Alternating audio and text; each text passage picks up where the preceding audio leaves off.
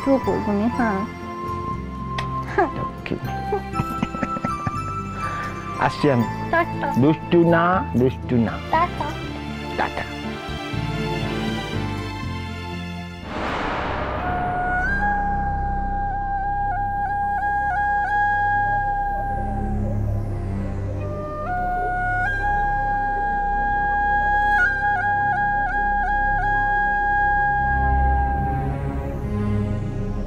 রাঙা পিসি,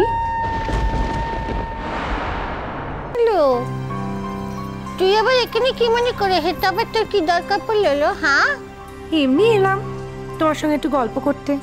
তুমি তো আর এমনি এমনি হেটাকে আসনি কো। হ্যাঁ, নিঘাত কোনো মাতলব আছে, ধান্দা ছাড়া তো তুমি কিচ্ছু করনি কো। সে যাদিকে নিয়ে আজ বাপু আমার মনখানা খুব ভালো আছে। হ্যাঁ, আমার স্যার বে করবে বলে রাজি হয়েছে। কি মজা, কি মজা। এবারে আমাদের বাড়িতে একটা বাচ্চা ঘুরঘুর করবে, আমি তাকে নাবো, তাকে খাওয়াবো। কি মজা হবে বাবা, কি মজা হবে। রাঙা পিসি, কি রাজি হয়ে গেলেই ভালো। তবে দেখো, আমার তো মনে হয় তোমাকে বোধহয় অমর্ত্য আঙ্কেল ভোলানোর জন্য এত কথা বলেছে।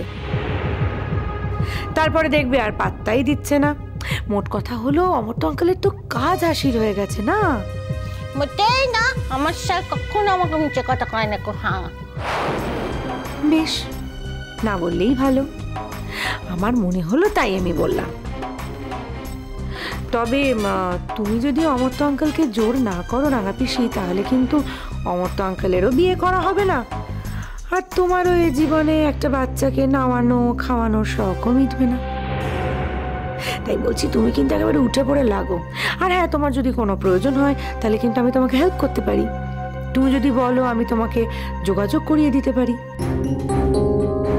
তুমি আর কোথায় একা একা খুঁজবে বলো? আমি না হয় তোমায় যোগাযোগ করিয়ে দিলাম, তারপর তুমি তোমার মতো করে এগোলে নাকি? এ বেকামুখি, তুই ঠিক কথা কইছিস তো? বদমাইশি করবি নি তো পরে? হ্যাঁ, ওই দেখো, আমি তো বলছি আমি নিজে থেকে কিচ্ছু করব না। আমি শুধু যোগাযোগটা করিয়ে দেবো। তারপর তোমার যদি পছন্দ হয় সেটা তোমার ব্যাপার, তুমি তোমার মতো করে এগোবে, চলবে।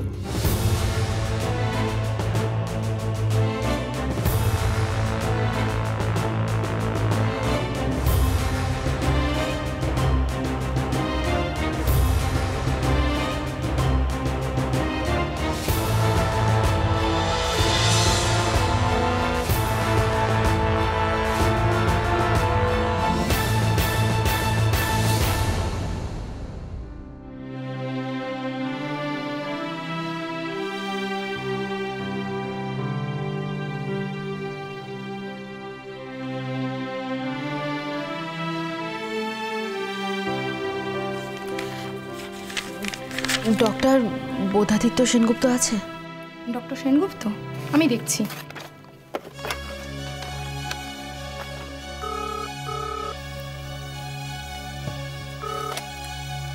হ্যালো, ডক্টর সেনগুপ্ত, আপনি কি ফ্রি আছেন স্যার? কেন? আপনার সঙ্গে একজন দেখা করতে এসেছেন। আমি ওনার আত্মীয়। উনি আপনার আত্মীয়? আমার আত্মীয়?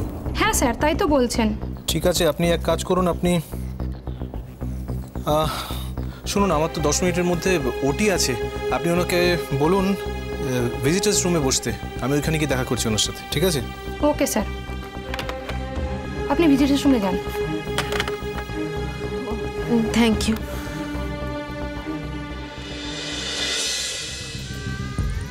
আত্মীয় মানে কি মিমি না কাজল? না না, মিমি কাল যা করেছে তারপর আর কখনো আমার কাছে এসে দাঁড়াবার সাহস পাবে না। তাহলে কি কাজল?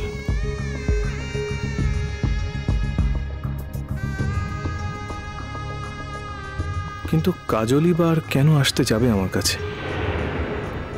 নাকি কাল ওরকম অসভ্যতা করার পর মিমিকে কাজল ধমকেছে আর যা সত্যি তাই বলেছে? কিন্তু যদি মিমি আজ আসেই, তাহলে ওর কপালে সত্যি সত্যি খুব দুঃখ আছে। কালকের ঘটনার জন্য আমি কোনোদিন ক্ষমা করতে পারবো না ওকে। ও কি ভাবে আমাকে? নিজের মতো ভাবে।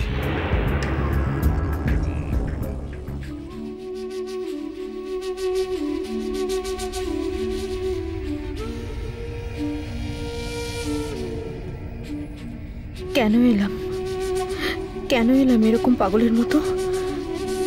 জুটো যখন বিয়ে করবেই বলে ঠিক করেছে, তখন কোনো না কোনো মেয়ের সাথে তো বিয়ে করবেই। ও তো আর আমার জন্য ওয়েট করবে না। তাহলে যদি কাজলের সঙ্গে ফ্লার্ট করেও থাকে, তাহলে আমার কি তাতে?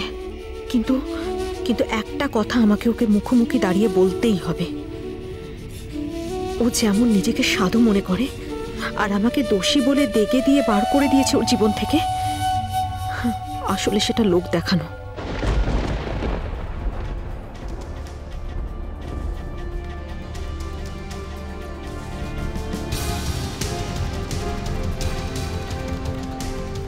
ও আমার থেকে অনেক বেশি অপরাধী। ও একটা বিকৃত রুচির ছেলে। সেই কথাটা যতক্ষণ না আমি ওর মুখের উপরে বলে দিতে পারবো, ততক্ষণ আমার শান্তি নেই। ততক্ষণ আমি ভেতরে ভেতরে জ্বলে পুড়ে শেষ হয়ে যাব।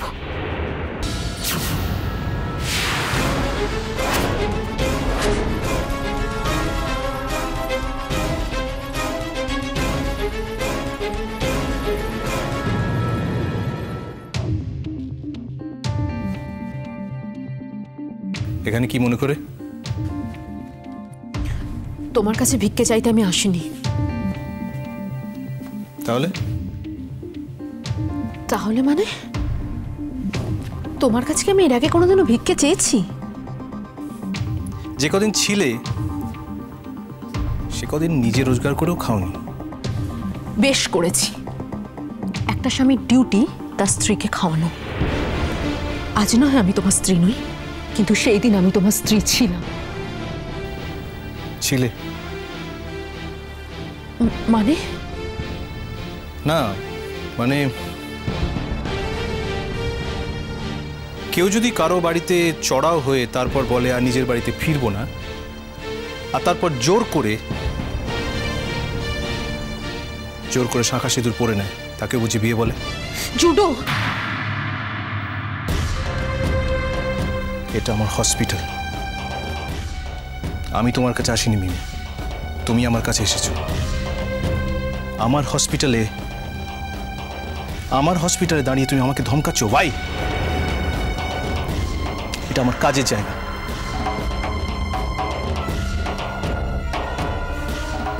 জোর করে নিজের হাতে শাখা আর কপালে সিঁদুর পরাকে বুঝি বিয়ে বলে? জুডো, তুমি কিন্তু চুপ। আমার ডাক নাম ধরে তুমি ডাকবে না। আমার ডাক নাম ধরে ডাকার কোনো অধিকার তোমার নেই। ডাকতে হলে পোশাকি নাম ধরে ডাকবে। আর শোনো, তুমি নয়, আপনি। মানুষ কিরকম বদলে যায় না? মানুষের স্মৃতিও কেমন ভ্রষ্ট হয়ে যায়।